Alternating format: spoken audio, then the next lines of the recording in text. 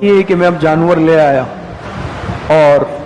باندھنے کے اعتبار سے، کھڑا کرنے کے اعتبار سے، جس اعتبار سے بھی ہو، انسان کوئی ایسا عمل اپنی ذات سے نہ کرے کہ جس کی وجہ سے پڑوسی کو تکلیف ہے، ساتھی کو تکلیف ہے، علاقے والے کو تکلیف ہے۔ اور کسی کے گھر کے سامنے لا کے میں نے باندھ دیا،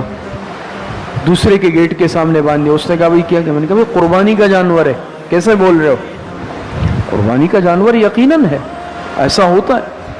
میں نے جہاں مرضی علاقے باندھ دیے، پھر اگر مجھ سے کسی نے پوچھا تو میں جھٹ سے کیا جواب دوں گا؟ یہ تو قربانی کا جانور ہے،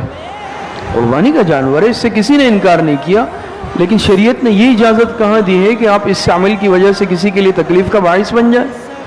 یا میں آ کر اگر پوری کی پوری گلی میں نے بند کر دی، بھئی مجھے کوئی کیا کہے، میں کہوں گا قربانی کے جانور ہیں، راستہ بند کر دیا، راستے میں کھڑا کر دیا۔ تو دیکھیں قربانی کا عمل بہت بڑا عمل، لیکن اگر ہم دین کو دیکھیں گے نا، شریعت کو دیکھیں